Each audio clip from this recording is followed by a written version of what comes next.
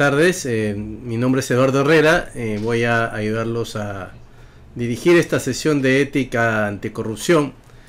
Y bueno, agradecer en principio a Eris, a Úrsula, a François, que está acá a mi lado, por esta oportunidad de poder comunicar algunas ideas que tengo yo respecto a todo este tema de ética anticorrupción.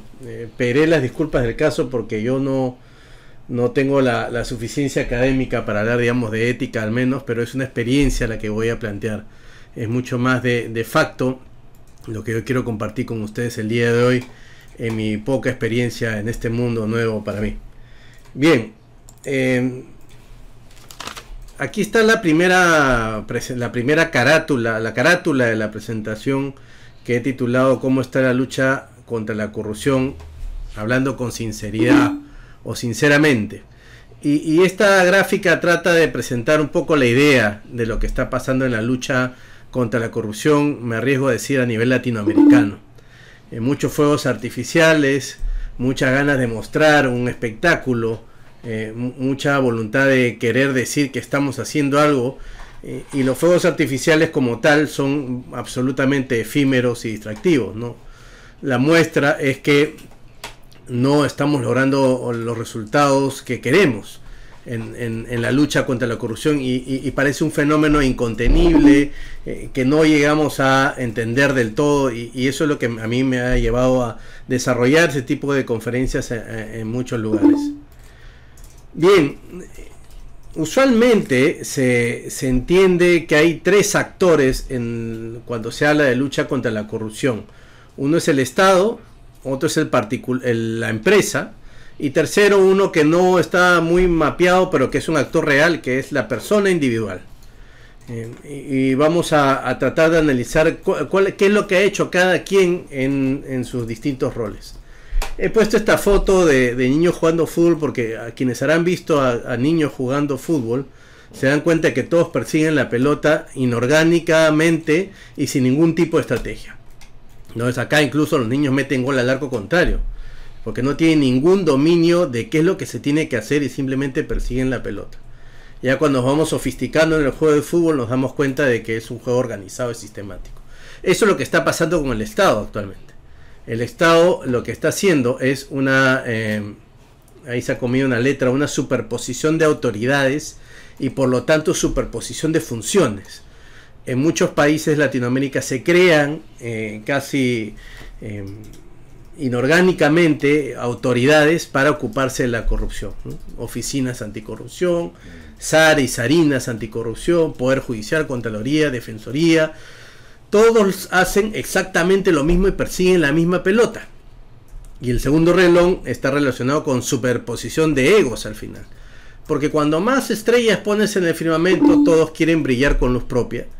Y al final nadie termina haciendo nada y todos terminan estorbándose. Un ejemplo es lo que pasa en la siempre confrontacional relación entre las fiscalías y las policías a nivel latinoamericano, por ejemplo. El policía no le gusta la presencia del fiscal porque el fiscal es una autoridad que de alguna forma dirige las investigaciones, y el fiscal no le gusta al policía porque sabe más de investigaciones. Entonces ahí hay un problema que impide que haya una efectividad. Y lo cierto y concreto es que el Estado está reaccionando y no previniendo. Y este es un punto bastante importante a tener en cuenta. ¿Por qué? Porque básicamente hay que distinguir que una cosa es prevenir un evento y otra cosa es reaccionar. Subir una pena para un delito es claramente un elemento de disuasión, no es un elemento de prevención. No cambia la conducta el subir una pena. La prevención está claramente dirigida a evitar que una conducta se produzca. Entonces tenemos un Estado en principio totalmente maniatado, confuso, inorgánico, con unos egos extraordinarios. Este es un punto muy importante de los egos y el de las habilidades blandas, porque además de la ética y la legalidad, el tema psicológico tiene un papel muy importante en cuanto se trata en la lucha contra la corrupción y la ética. Bien, y el Estado ha producido fervientemente, desesperadamente, leyes y más leyes. ¿no? Nos estamos llenando en este foco de cables de leyes. Lo que más produce un Estado latinoamericano es leyes. Y claro, la ley es aparentemente lo más fácil de producir en un contexto como el nuestro. No cuesta nada. En los congresos latinoamericanos lo que hacen es simplemente decir, hay una necesidad, vamos a producir una ley porque es lo que se ve más. La gente pide legislación. Cada vez que hay un evento, la gente pide ley. Y en unos países donde la legislación o el cumplimiento no es total, la ley no sirve para nada y termina siendo papel mojado. Esto tiene que ver mucho con procedimentalismo, ¿no? Estamos afanados en crear procedimientos y declaraciones de conflictos de interés y llenar de papel al Estado, que además es antiecológico, es totalmente ineficiente en cuando se trata de prevenir conductas. Vamos a ir al punto más adelante. Y esto tiene que ver mucho con populismo. Claro, al Estado le conviene ser popular. Y la gente asocia la creación de un órgano o de una ley a la popularidad. El Estado está haciendo algo por nosotros y la forma que tiene el Estado para hacer algo por nosotros es cautelarnos con leyes. En Perú ha sucedido o viene sucediendo esto de una forma bastante profusa. Hay un municipio acá en Perú, en Miraflores, que se ha creado una ley en virtud de la cual no pueden andar dos personas en motocicleta. Y es una ley con la finalidad de evitar supuestamente los asaltos, ¿no? Eso lo dijo el alcalde de Miraflores. Hace 4 semanas, a las siguientes semanas, hubo un asalto de 2 personas en motocicleta. Es que claro, al bandido le importa muy poco la ley. Entonces, si la ley está o no está, da igual. El tema son los incentivos para ver si hay posibilidades de que me atrapen o no. Ese es el primer condicionante. Entonces, este tipo de asuntos, la corrupción, la inseguridad ciudadana, los fenómenos de violaciones, etcétera, hay que analizar correctamente cuáles son los incentivos para que esos fenómenos se produzcan. Y eso hasta ahora no lo he visto. Eso se llama economía del crimen y además tiene que ver mucho con cimentación de valores éticos, seguramente. Bien, ¿por qué puse la foto de Napoleón acá? Porque Napoleón decía, si quieres solucionar un problema, nombra un responsable, y si no quieres solucionarlo, nombra una comisión.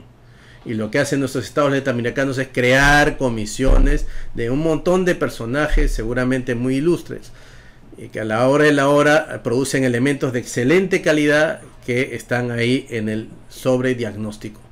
Y la corrupción sigue siendo un problema ya sobrediagnosticado. Aparentemente no hemos llegado a la solución.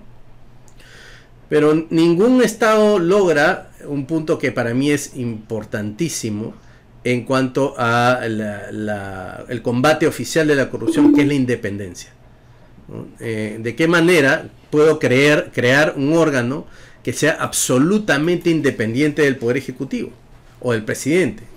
Hablando de un régimen presidencialista. Entonces el presidente debería, en todo caso, nombrar un responsable y decir, si tú tienes que cortarme la cabeza, adelante y córtamela. Y eso no está sucediendo en nuestras realidades. Se nombra un responsable genuflexo que no tiene ninguna independencia, ni siquiera funcional ni económica. En Argentina me contaban, por ejemplo, que la Oficina Anticorrupción no tenía internet y tenía que robar internet de la cafetería al costado. Entonces, ¿cómo podemos hacer para que una oficina anticorrupción funcione decentemente de esa manera?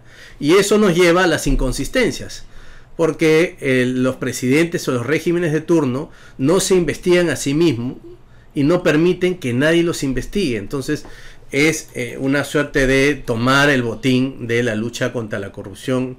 Y bueno, a ver qué pasa en el camino. Producimos leyes hasta que la gente se aburre y se dé cuenta que no estamos haciendo absolutamente nada. Esa es una inconsistencia. Entonces, lo que está sucediendo acá es que las poblaciones latinoamericanas ven que poco o nada se avanza en el tema de corrupción, que además es uno de los puntos más importantes de la realidad actual. Ya es un ítem en todos los programas de gobierno, y pese a que es un ítem en todos los programas de gobierno y en todas las campañas de gobierno, ningún candidato gana con una agenda anticorrupción. ni de reforma de justicia. O sea, es un distractivo, pones la palabrita anticorrupción, dices que vas a luchar contra la corrupción, nadie te cree y al final del día no haces nada por la misma, ¿no? Esto nos lleva a la desesperación. Estamos en un momento de desesperación. Entonces las personas, cuando llegan a una situación de desesperación, toman el control del asunto en sus propias manos. Y esto se ve en cuanto a seguridad se compete. Si la seguridad no funciona, entonces me organizo vecinalmente para hacer mi propia seguridad. En corrupción, el asunto es un poco más difícil porque se ha asociado la lucha contra la corrupción en cuanto a un régimen de autoridad, una persona que gobierna y que debería estar aparejada a ciertos estándares de anticorrupción. Entonces la desesperación nos lleva pues a decir, bueno, no hay salida, hay desesperanza, hay desconsuelo, empieza a decaer el ánimo y la gente se va ayornando, se va acostumbrando a la corrupción hasta que la corrupción llega a ser moneda corriente y se normaliza. Pero voy a ir al final, casi al final, con un punto sobre esto. ¿Qué ha hecho la empresa? La empresa ha hecho presentaciones cosméticas, ¿no? y bueno, eso es lo que hay. O sea, el primer punto es que hay mucho ego, ¿no? Yo en todas las presentaciones en las que he tenido capacitaciones en empresas, nunca he visto un director o un gerente de alto rango en las mismas. Porque claro, el gerente o el director no tienen tiempo para esto. Y al final del día lo que hacen es vivir en el Parnaso, alejado de los riesgos de las empresas. Y claro, seguramente habrá muy buenas intenciones de algunas personas que bajan y se involucran con el manejo de la anticorrupción, pero en mi experiencia eso es casi exótico. Y además tiene mucho que ver con la formación de los ejecutivos a nivel latinoamericano y podría decir yo mundial, ¿no? El management se concentra en ciertos ítems como por ejemplo recursos humanos, conocimiento de las finanzas, economía. Ahora le han metido el asunto de moda las habilidades blandas, pero nunca a ningún ejecutivo o en ningún programa de management he visto que se hable de ética. Y se presupone que el hombre de negocios, aquí me dice François que sí, en el suyo está, debo decir que es una excepción, pero se presupone la mayoría de las veces que el ejecutivo trae el componente ético desde casa o donde fuese, y eso es absolutamente irreal. Entonces el ejecutivo vive de espaldas al riesgo, no conoce, o sea, lo peor de todo es que no sabe, que es un asunto bastante complejo y no le interesa saber. Por eso es que tiene el área legal o el área de ética arrimada, y como alguna vez me dijo François también, la ética puede valer cero como puede valer mucho en determinados casos. Entonces esto nos lleva a una lucha bastante limitada en la empresa, ¿no? Una lucha segmentada, una lucha que se da, digamos, de mandos medios para abajo. Entonces el ejecutivo está dirigido a lograr que se aparente nuevamente el fuegos artificiales, que la empresa está haciendo algo y contrata ISOs y grandes consultores y compliance y todo lo que nosotros ya sabemos. Pero lo cierto es que seguimos haciendo lo mismo. Entonces la lucha segmentada hacia abajo hace que el de arriba, que es el ejemplo, no cambie. Entonces la persona que está abajo ve al de arriba, es la misma dinámica del gobernante, es la misma dinámica de la familia. Si el hijo ve que el padre se porta mal, el hijo se va a portar mal. Es así de claro, es un tema de incentivos.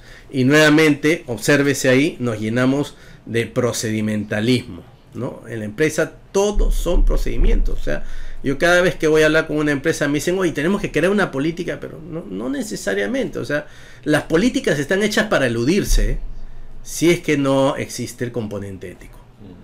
Eso es crucial. Yo era un gran colaborador de las soluciones de procedimentales y y no pasó nada, ¿no? El dinero seguía llegando. Entonces, el asunto de la empresa también involucra que la gente de arriba, los directores, internalicen el problema de la corrupción.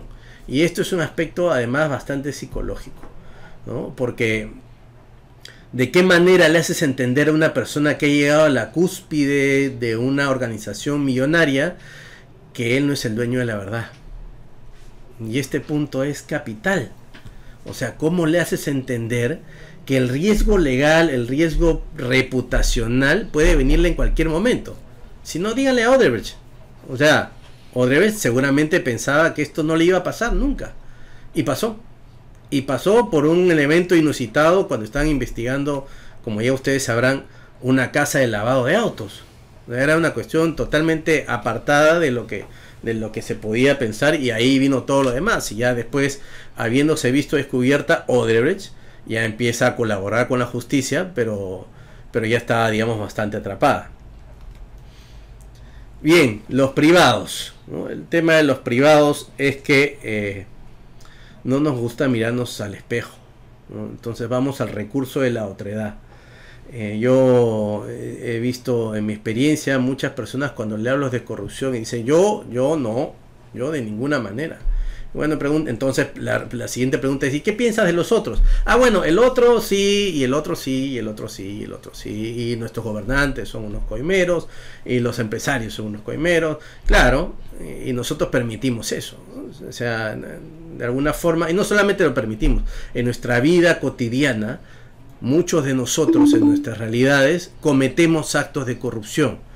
Voy en un rato a qué entiendo yo por corrupción.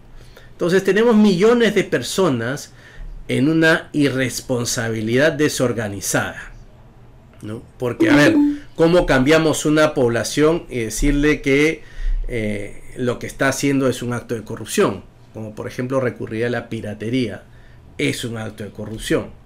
Entonces, y de eso podría poner un montón de ejemplos. Las faltas de tránsito que en nuestros países son habituales es un ejemplo de corrupción. ¿Por qué? Porque si te saltas una norma de tránsito porque tienes que llegar temprano, ten por seguro que si estás en una situación límite de corrupción la vas a saltar también.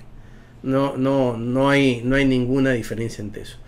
Y el gran recurso es siempre al paternalismo, ¿no? O sea, ¿qué hace el Estado? ¿Qué hace la empresa respecto al tema de la corrupción? Siempre miramos hacia arriba y esa es una forma de quitarnos del espejo la irresponsabilidad desorganizada. ¿De qué manera me ayudan usted Estado, usted papá empresa para solucionar esto? Porque yo no tengo nada que hacer. Y no evitamos en todo caso asumir una responsabilidad que es la que nos compete por acción o por omisión. Y desde luego hay mucha doble moral en todo esto. O sea, el maltrato a la mujer la cosificación de la mujer es un aspecto importante. ¿Y qué tiene que ver esto con corrupción? Pues claro, te estás alejando de un parámetro ético sobre pretexto de una costumbre, un devaneo psicológico, y al final del día nadie asume su responsabilidad. El fenómeno contra la mujer, que también llega a excesos, por cuanto a veces ya se tratan de sancionar conductas que de repente son inocuas, nos lleva a que nadie se hace cargo del problema. Entonces ni el Estado, ni la empresa, ni nosotros mismos, y es un problema de todos y de ninguno a la vez. En Hong Kong, que es una experiencia exitosa, y recurro a Hong Kong porque los casos de Singapur, por ejemplo, fueron casos de dictadura. El caso de Hong Kong fue una experiencia democrática. Tuvieron una experiencia que implicaba tener básicamente un trípode, ¿no? Hacer leyes. Ahora que me está diciendo, pero leyes, ¿qué leyes? Pero si me está diciendo que antes no, las leyes es lo más fácil. Claro, pero hay que tener leyes inteligentes. Nuestros congresos tienen que acostumbrarse a emitir leyes que sean razonables y necesarias. La ley es siempre un límite a la libertad individual. Entonces debemos tratar de limitar la libertad individual lo menos posible. Y si se emiten leyes profusamente, sin ningún tipo de criterio, simplemente porque hay que hacerla, entonces no son leyes inteligentes. Lo segundo es que esto tiene que tener básicamente cumplimiento de la ley. O sea, si hay una norma que sanciona pasarse la luz roja y nadie es sancionado, el mensaje ¿cuál es? La ley no sirve para nada. Eso es lo que los gringos llaman enforcement. Si no hay enforcement, si no hay cabezas que rueden, si no hay sanciones, la sensación de impunidad es popular y el incentivo para seguir es el mismo. O sea, ¿para qué cumplo la ley si nadie la cumple? Y hay personas que no cumpliéndola tienen éxito. Entonces es simplemente una dinámica perversa. Y lo tercero es la educación. La educación no solamente vista como adquisición de conocimientos, porque yo conozco bastante bárbaros ilustrados que leen, pero no tienen la sensibilidad para aplicar lo que conocen. Entonces aquí es donde entran las artes plásticas, las humanidades, la ética, todo lo que implica que la educación se internalice hacia las personas. Observen ustedes, he seleccionado 4 definiciones de corrupción y van a ver cuál es el elemento común. Y creo que desde aquí parte el gran problema de todo. Autoridad, abuso de poder, política, Estado. Entonces, estas definiciones que, ojo, estoy hablando de transparencia internacional, nos alejan a la corrupción de nosotros. Claro, ¿quién es el que corrompe? Solamente el político, solamente el que tiene poder en el sentido estatal o burócrata y nadie más. Entonces es una cláusula de salvamento para que los demás no metamos. Y la corrupción es mucho más que el abuso del poder político o el abuso del poder estatal o la mala autoridad. La corrupción es ponerse por encima de una norma para un fin egoísta. Y cuando yo hablo de norma, no hablo de ley, hablo de norma. Y la norma puede ser escrita, no escrita, legal, puede ser ética, puede ser de costumbre. Es una norma, es un hábito, es un comportamiento que cimienta las relaciones entre las personas. Entonces, si vemos las definiciones, ya partimos mal. Entonces, yo siempre me he opuesto a esto, pero bueno, en fin, ya es otro tema. No sé si en toda Latinoamérica se entenderá bien el concepto de Ampay Me Salvo. Ampay Me Salvo es un juego de niños. Cuando un niño le toca coger a otro de los demás y sacarlo del juego, ¿no? La chapada se le dice acá en Perú. Bueno, el cumplimiento está dirigido a eso. El compliance está dirigido a eso. El compliance está dirigido a decir: yo no tengo la culpa de lo que pasó. Yo corto el cordón umbilical y me salvo. Y a eso está dirigido el problema del cumplimiento. Es que es totalmente hipócrita. Entonces, a mí no me interesa reducir el fenómeno del maltrato a la mujer. Basta con que en mi empresa pueda probar yo que existen políticas de prevención del acoso. Son dos cosas distintas.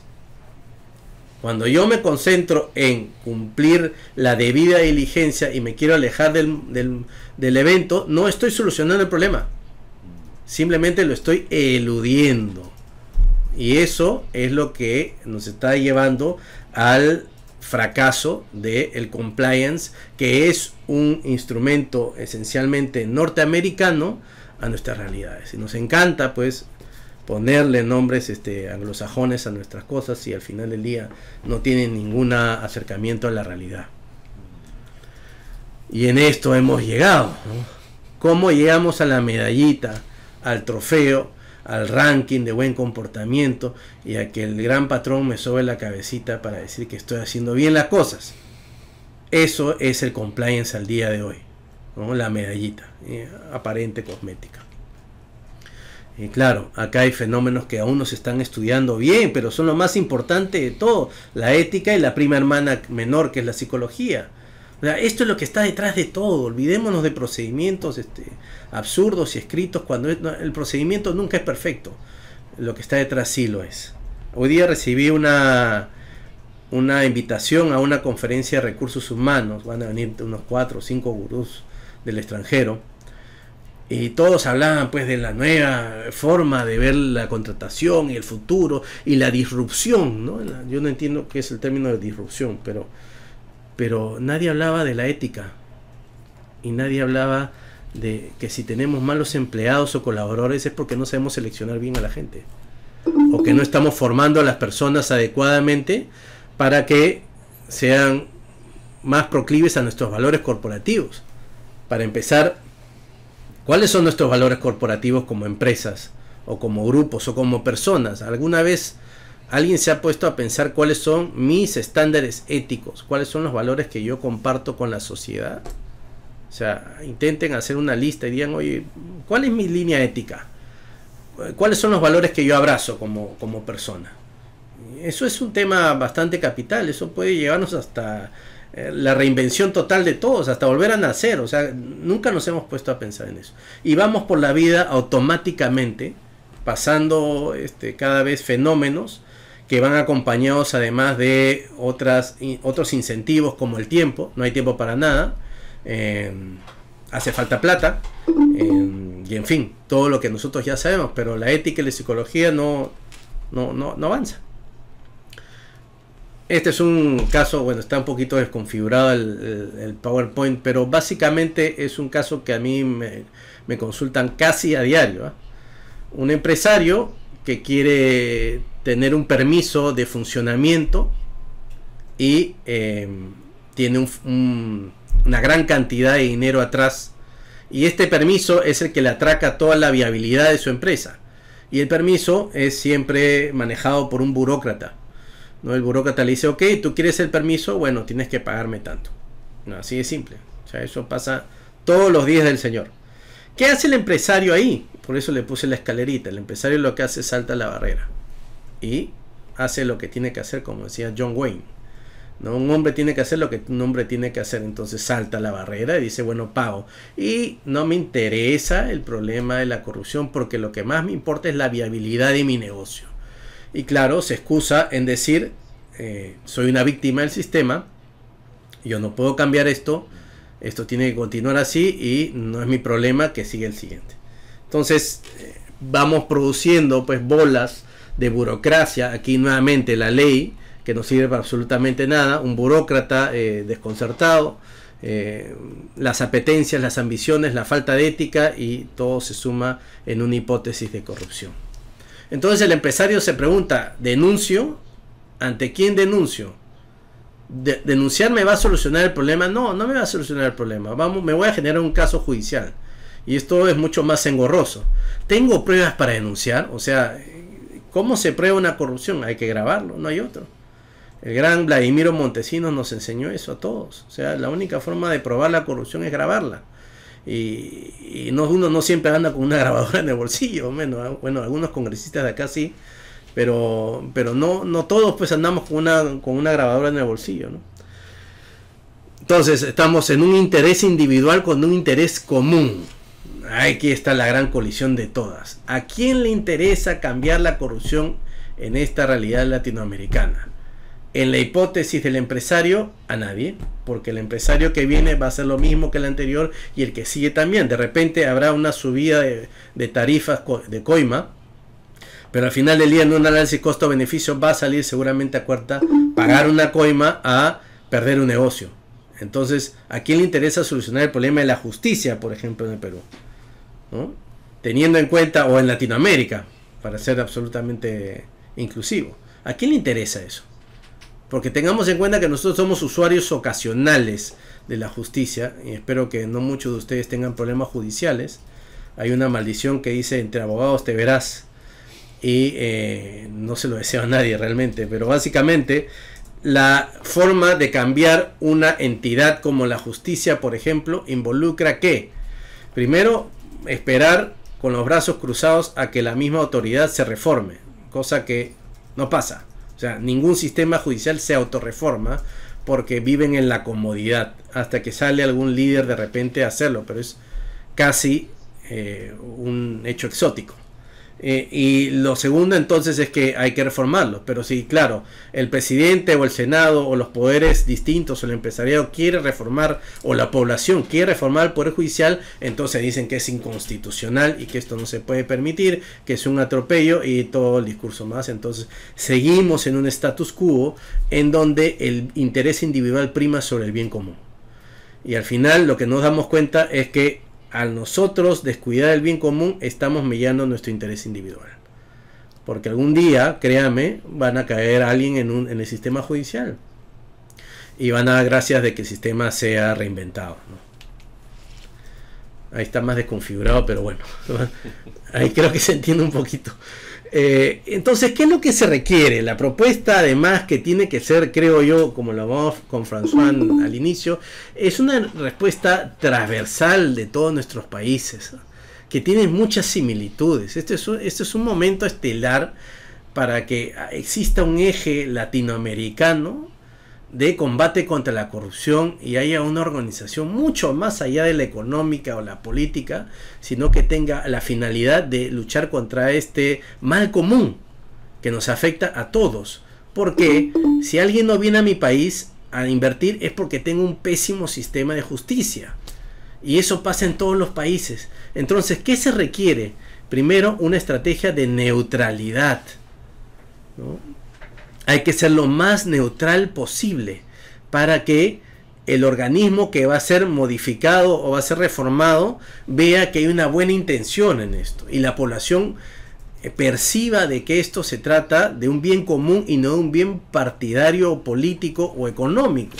Muchos regímenes echan mano de la reforma de la justicia para lograr un fin subalterno, que básicamente es protegerme cuando yo deje de ser un régimen. Entonces, las personas ven esta dinámica como no neutral. Segundo, que hay que despertar confianza. O sea, y la confianza se logra en una relación con el tiempo, ¿no? Básicamente en los actos. La confianza puede desaparecer en 10 segundos, una confianza que se ha ganado en 30 años. Entonces, hay que ser absolutamente transparentes y dejar el hay que, como acaba de decir hace un rato, o sea, hacerlo. Tercero, es el poder de articulación. Quien se quiera meter a esto tiene que tener la capacidad para articular entre distintos actores, por lo tanto entre distintos egos y distintos intereses. Si quiero cambiar a la justicia de este país, tengo que ver con el poder judicial, obviamente con el legislativo, la sociedad civil, y a todos tengo que darle sus espacios y escuchar. Y lo final es la estrategia, porque sin estrategia esto no avanza, y esto es lo que nos ha faltado o nos falta como países, como latinoamericanos, de tener alguien que piense las cosas con un poder de abstracción y puede decir, bueno, okay, ¿cómo solucionamos este problema que nos conviene a todos y a nadie a la vez? Y aquí voy acabando. Es básicamente el diseño de un diagnóstico. Por ejemplo, ¿por qué se da el acoso sexual? ¿O por qué se da la violencia a la mujer? Insisto con esto porque es el punto que tengo más a la mano. ¿Es realmente un tema psicológico? ¿Es un tema cultural? ¿Es un tema de incentivos? No nos hemos puesto a pensar con calma como organizaciones de países cuál es el problema. Entonces, y estoy en un tema que está muy de moda, trágicamente muy de moda. Pero puedo ir, por ejemplo, a por qué existe la corrupción en la policía, por qué la policía cobra coimas. ¿Tiene alguna relación, por ejemplo, que a un funcionario se le suba el sueldo para decir que lo contrario tiene incentivos para ser corrupto? Entonces, este diagnóstico requiere pues todo un análisis frío, ¿no? Sin ningún tipo de inclinaciones. Lo segundo es desarrollar una estrategia que, como decía, tiene que ser básicamente de articulación. De qué manera a todos nosotros nos conviene sentarnos. En el caso del empresariado, nos conviene sentarnos, por ejemplo, para evitar esa barrera y desaparecerla, porque además, siendo absolutamente eficiente, pagar una coima merma mis utilidades. Siendo frío, más allá de la ética, que ya de por sí es importante. En mi experiencia, lo que estamos haciendo es básicamente un proyecto de articulación para eliminar la práctica de la corrupción en los abogados. O sea, ese es el proyecto casi estelar de mi vida, porque cómo se elimina la corrupción en los abogados. Mucha gente me dice, oye, eso es imposible, estás loco, nunca lo vas a lograr. Y claro, encuentro siempre aquellas personas que echan por tierra cualquier esperanza. Dicen, no tiene ningún sentido cambiar a los abogados, porque el mercado de la justicia es eso, un mercado. Y desde el punto de vista de que es un mercado, hay incentivos, hay precios, hay tarifarios, hay compradores y vendedores, entonces es muy difícil cambiarlo. Pero lo que hemos logrado, lo que estamos logrando con el Consejo Privado Anticorrupción es precisamente sentar a todos los actores. Y créanme que los estudios de abogados están teniendo, al menos en apariencia, una excelente buena voluntad de decir, bueno, ya es momento de limpiar esta porquería. ¿Por qué? Porque han llegado al convencimiento que no solamente es correcto y es lo éticamente correcto, sino que también es conveniente. Porque la justicia no puede ser un tiroteo en un ascensor. Tiene que ser predictible, tiene que ser justa, segura, valga la redundancia. Entonces, finalmente es la ejecución. En este proyecto de estudios de abogados que está comprendiendo áreas legales, por ejemplo. Las áreas legales es un actor muy importante. La empresa que dice, oye, sácame el problema, no me interesa lo que tengas que hacer, pero hazlo. Es el que paga y es el que exige. El juez, el policía, todos somos parte de un gran espectáculo que tenemos que organizar para que esto sea totalmente manejable. Esta es la verdadera lucha anticorrupción, la que yo estoy sosteniendo desde esta iniciativa. No es que sea yo el representante de la lucha contra la corrupción, pero me inclino a sostener que eso es así. En Argentina se ha producido una experiencia de acción colectiva, que se llama esto, que un grupo de empresarios portuarios se han organizado y han dejado de pagar 30 millones de dólares de coimas en el año a inspectores que los motivaban a pagar para decir que las embarcaciones estaban limpias. Esto es real, no es utópico, no es que se haya inventado. Entonces, la verdadera lucha anticorrupción o contra la corrupción está lejos de la cosmética, lejos del ego. Tiene que ver mucho con la concertación, con la articulación, con el trabajo en equipo, con la eficacia de entender que lo que estamos persiguiendo no es un interés individual, es un interés común, y en ello que vamos a legar algo realmente verdadero. Muchas gracias. Muchas gracias, Eduardo. Realmente espectacular. A mí me gustó mucho. Vamos a pasar ahora. Tenemos tiempo. Sí, lo has hecho además muy bien a nivel de tiempo. Has seguido un valor ético que es la puntualidad. Tenemos tiempo para preguntas que vamos a hacer a través del chat. De repente, si podemos cambiar al sistema quizás de debate o colaboración para que el chat esté más grande y que lo podamos ver mejor. Sacando archivos que no nos interesa, y empezar a conversar juntos, ¿no? Yo te tengo obviamente una pregunta. Has insistido mucho sobre el aspecto de que una verdadera lucha contra la corrupción primero vaya mucho más allá del papeleo, el procedimiento, el aspecto legal, el compliance, etcétera, etcétera. Es decir, tú sospechas que esa racionalidad de gestión, no es suficiente para la lucha contra la corrupción, y en eso yo como profesor de ética estoy absolutamente de acuerdo contigo. Y has hablado de la necesidad de articulación, de poner los actores articulados entre ellos para ver más allá de lo correcto, que es luchar contra la corrupción, la conveniencia, que es luchar contra la corrupción. El último ejemplo que estabas mencionando de este gremio empresarial portuario en Argentina me hace pensar en los trabajos de Elinor Ostrom, la economista premio Nobel, la única mujer premio Nobel de Economía, que desgraciadamente no nos dejó al final de los años 90, creo, o inicio de los años 2000. Ella concebía lo importante para el cuidado del bien común y de los bienes comunes a nivel económico, la concertación, justamente. El hecho de que más allá del poder fiscalizador del Estado y más allá de la mano ciega del mercado, ¿no?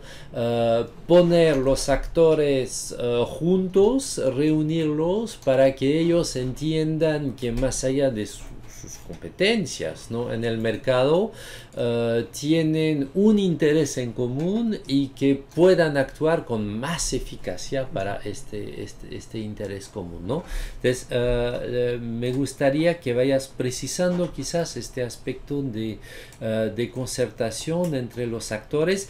Y te agregaría un concepto que no estuvo en tu presentación, pero que quizás nosotros, los profesores de ética, nos importa mucho, es el concepto de felicidad. Yo me pregunto si el hecho de trabajar feliz, poner felicidad en el ambiente de trabajo, no es también una cultura que lucha contra la corrupción, ¿no?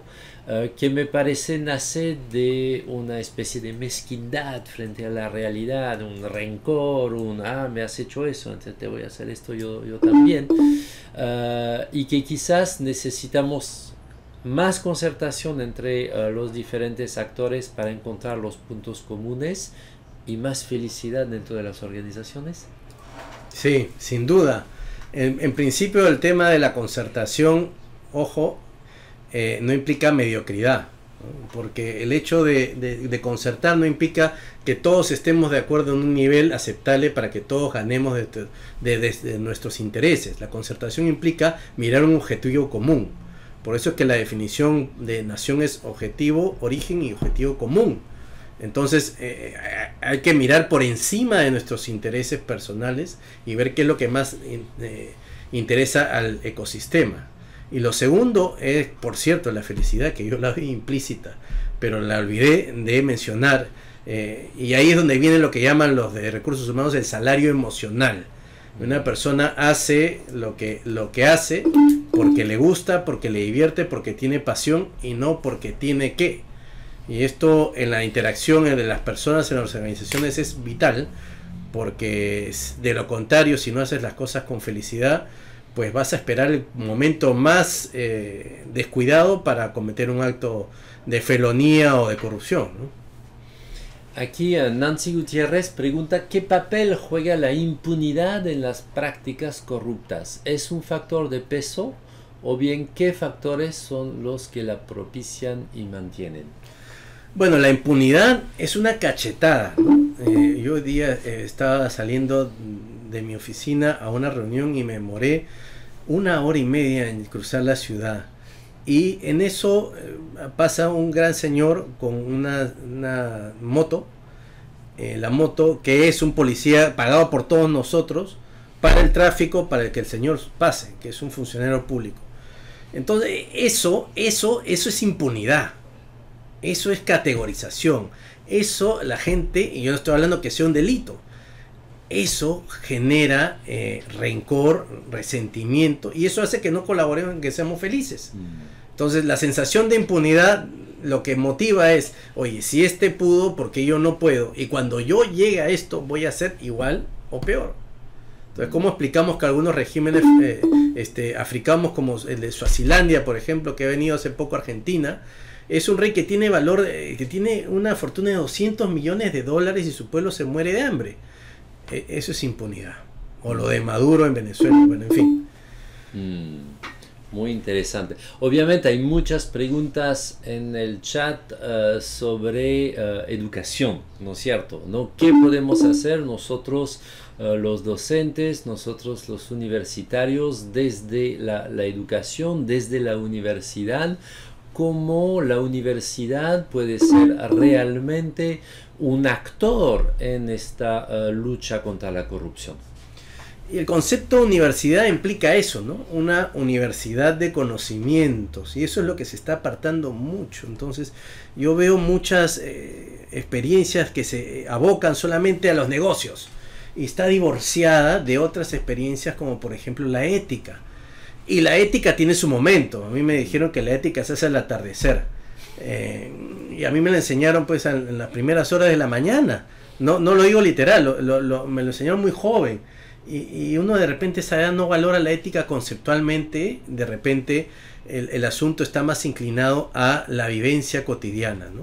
Por ejemplo, uno cuando llega a casa cansado y viene tu hijo a molestarte y decirte hoy quiero jugar contigo y lo sacas un par de patadas, ¿eso es ético o no es ético? Y también colabora con el sentimiento de felicidad. Entonces la universidad tiene que ser eso, un 360 de formación de personas y no de profesionales solamente. Interesante. Ahí está mi amigo y colega Miguel Polo, que me permito saludar. Dice, si el problema es la colisión entre el interés individual y el bien común, ¿cómo se pasa del interés particular de la empresa al interés por el bien común por parte de la empresa? Eso implicaría replantear la educación de los profesionales de negocios. ¿Cuál meta es ganar y hacerlo a corto plazo? ¿No? Y con ello darle otro sentido al capitalismo. ¿Eso es posible? Sí, yo creo que es posible, totalmente posible. Miren, en Estados Unidos hay una empresa que se llama Southwest, que es una aerolínea de bajo costo. ¿Ya? Yo fui a una conferencia de un brasileño, no me acuerdo ahorita el nombre, pero él puso el ejemplo del Southwest. ¿Qué hacía Southwest? ¿Cómo ganan las empresas de bajo costo? En el equipaje. Te cobran una tarifa chiquita, pero te sacan los ojos en el equipaje. Lo que hacía esta empresa era no cobrar el equipaje. Y simple. O sea, lo que generó, y es la empresa más rentable de low cost en el mundo, y es un comportamiento eminentemente ético. Claro, el empresario estuvo calculando sin duda alguna que había un ánimo de lucro en ganar esto, no lo hace por buena gente, ¿no?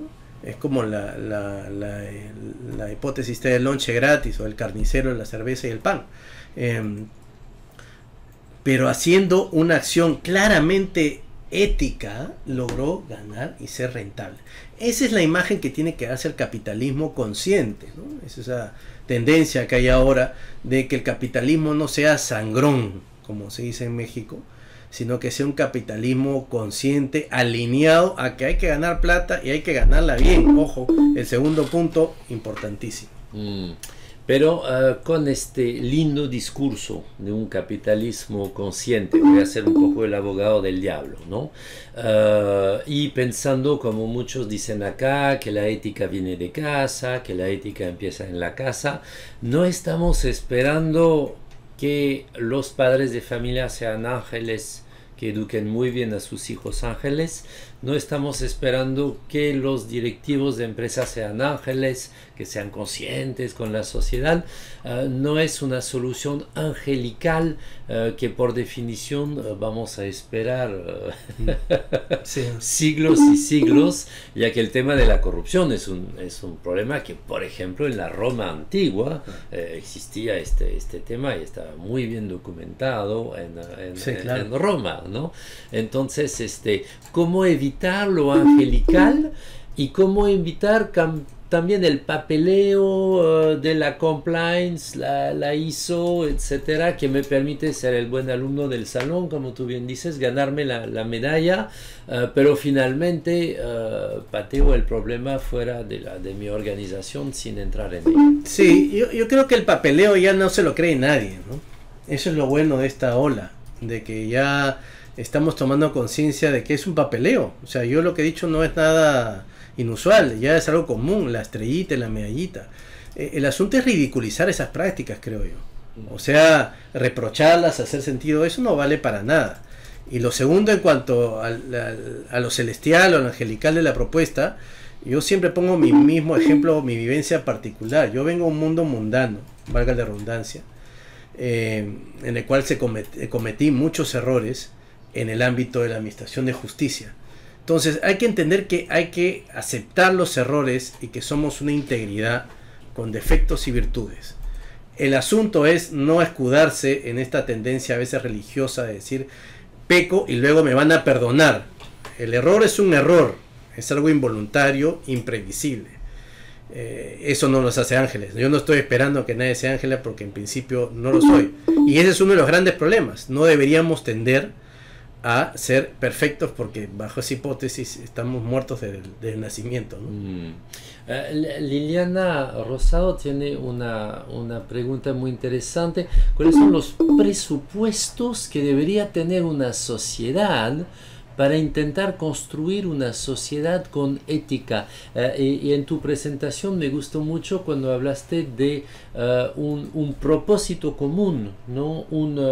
El hecho de que me gustó mucho esa imagen de los niños que corren todos detrás de la pelota. Me recordabas a mi hijo cuando empezaba a jugar fútbol. Efectivamente, todos quieren tocar la pelota todo el tiempo, entonces obviamente no va por ningún lado. En tu opinión, esos 17 ODS que tenemos ahora y que les empieza a gustar mucho, no solamente a los estados, sino a los empresarios y a las universidades, esos 17 ODS podrían ser ese foco común que nos dirige? A ver, yo lo que veo es lo siguiente en cuanto a lo que nos dirige, ¿no? A mí me encantaría repensar la refundación de nuestros países. ¿Cuáles fueron los valores que nos dieron origen como países? A mí me encantaría que, por ejemplo, en Perú dijeran, ¿cuál es el valor del Perú? Yo no lo sé, o sea, la verdad es que no sé si alguien lo sepa. Nos hemos puesto de acuerdo en eso. Yendo a la pregunta de qué tendría que tener una sociedad para construir algo con ética, en principio yo creo que el razonamiento crítico es esencial.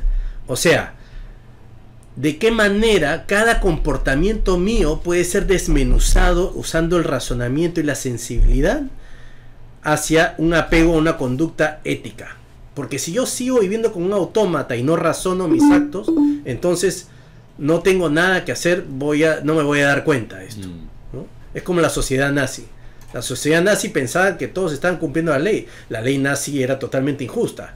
Entonces, yo creo que lo que involucra acá es tener la capacidad de razonamiento crítico alineada con valores éticos. Y para eso deberíamos saber cuáles son nuestros valores éticos. Claro, claro. A ver, Marta de la Uniminuto Buga, Valle en Colombia, pregunta cómo podemos conectar la ética con la responsabilidad social y la ciudadanía y manejarlo desde la educación en todos sus niveles. Aprovecho para responder que justamente es lo que tratamos de hacer desde Úrsula, desde las 12 metas, de entregarles una herramienta que es una herramienta que mueve y conmueve y no solamente hace llenar papeleo, para que se puedan autodiagnosticar en sus 4 procesos esenciales, ¿no? De gestión organizacional, con los aspectos de clima laboral, de ética, de transparencia, de inclusión y de campus sostenible, pero también en formación, en investigación y en participación social. Creo yo que la respuesta de la responsabilidad social universitaria a tu pregunta, Marta Cecilia, es el hacer.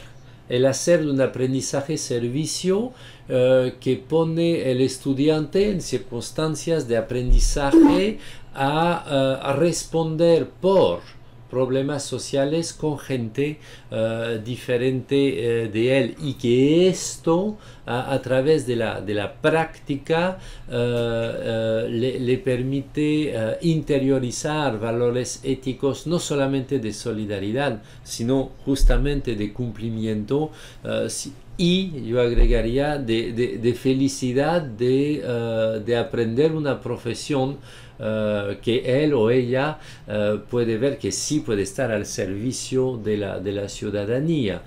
Yo cuando estudié filosofía tuve momentos de pánico cuando vi que mi disciplina se orientaba hacia la historia de la filosofía. Entonces, que éramos muy buenos para decir que Kant le había dicho a Hegel de decirle a Wittgenstein de pasarle la voz a Descartes, ¿no? Pero que más allá de eso no servíamos para para resolver los problemas de la sociedad, ¿no? Hoy en día es algo que he superado bastante y Úrsula me ayuda a tener un poquito más de tranquilidad. Pero tú que eres abogado, por ejemplo, ¿no? Sí. Tienes la mala suerte de ser abogado, es una broma por si acaso. ¿Cómo desde tu vida universitaria de jurista has podido o no tomar contacto con una educación realmente que te haya llenado a nivel ético y que te permita decir, la profesión de jurista puede ayudar a la sociedad a trascender? A ver, la educación que yo recibí en la universidad no me enseñó nada respecto al tema ético. Nada. Así tengo que decirlo, y por eso hablaba del ejemplo del atardecer. Me enseñaron la ética histórica, ¿no? Que Aristóteles, que Kant, pero la verdad que eso es demasiado aburrido para mí. Y lo segundo, ya cuando sales de la universidad te encuentras con incentivos como por ejemplo que el colegio de abogados te cobraba por un curso de ética, pues, sin el cual no te titulabas. ¿Qué hacíamos todos? Le pagábamos al encargado para que nos pasara el curso. O sea, hacíamos una conducta antiética para aprobar el curso de ética, para ser abogados. Entonces, al final del día, los incentivos lo son todo cuando no existe la formación. Y yo aprendí la ética con una vivencia personal. Entonces, no es porque alguien me la haya formado, pese a que a mi padre y mi madre me enseñaron valores. La juventud te lleva a desafiar esos valores, y ese es un punto muy importante en la cual la universidad debe meterse. Cómo tratar el tema de la rebeldía ante la imposición, entre comillas, de valores paternales. Porque mi reacción fue esa. Yo me rebelo contra mi padre, el fenómeno psicológico de matar al padre, y saqué todo el antivalor, y en eso me desarrollé. Además porque lo ves aburrido, ya eso será parte de la siguiente sesión seguramente, ¿no? Qué interesante. Deberíamos aprovechar entonces, en tu opinión, ese espíritu de rebeldía para ponerlo al servicio de causas sociales, solidarias y éticas, ¿no? Creo que esto de repente responde un poco a la pregunta de Ernesto Filomeno, ¿no? Que dice, ¿qué hacer en las aulas para convencer a los universitarios que adquieren esas actitudes morales contra la corrupción? Por ejemplo, cuando damos informaciones bomba, como que el precio de la corrupción hace perder 350 colegios, ¿tú crees que eso es suficiente? No. Para empezar, tenemos en Latinoamérica un defecto de números en cuanto a medición de corrupción. Mucho se habla que la corrupción impacta en tanto por ciento del PBI, y yo nunca he logrado comprender cómo se llega a ese cálculo. Porque la corrupción normalmente es un fenómeno económico solamente. Es un fenómeno que además altera la felicidad de las personas. ¿Y cómo se tangibiliza eso? Yo creo que la mejor forma, al menos lo que me ha dado mucho resultado a mí en clases universitarias, es contarle a los chicos cómo son las cosas. Por ejemplo, algunos universitarios lo que hacen, o al menos en mi época se hacía así, era pedirle al papá una determinada cantidad de fotocopias, y las fotocopias nunca las sacabas y usabas la plata para ti mismo. Entonces, esa conducta, eso es corrupción, ¿no? O robarle el carro al padre para salir de tragos con los amigos. O sea, esas conductas que los chicos dicen, oye, esto es una palomillada, no es una palomillada, no es una travesura, es un acto de corrupción encubierto.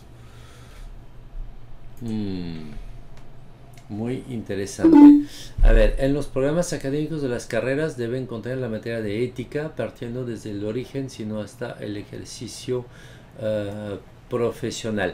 Para ti, esa materia de ética, justamente, que tú criticaste, porque a ti te enseñaron historia de la filosofía ética en lugar de temas éticos, ¿cómo concibes tú un buen curso de ética dentro de una carrera profesionalizante? Bueno, es un concepto que yo aprendí de ti, que es la ética aplicada, ¿no?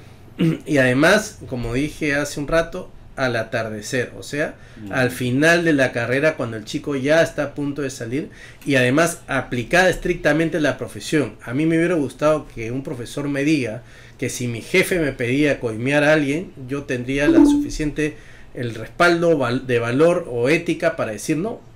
Y nunca nadie me dijo en esa situación, y eso se va reproduciendo con el devenir de las generaciones, ¿no?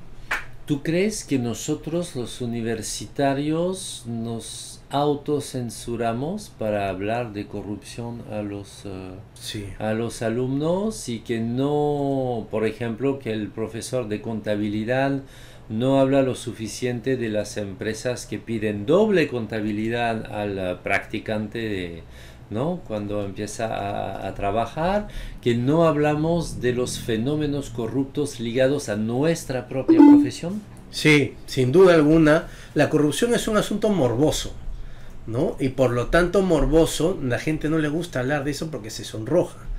Yo les cuento una experiencia que viví en la universidad. Un profesor nos obligó, bueno, no nos obligó, nos indicó que debíamos comprar su libro para pasar su curso.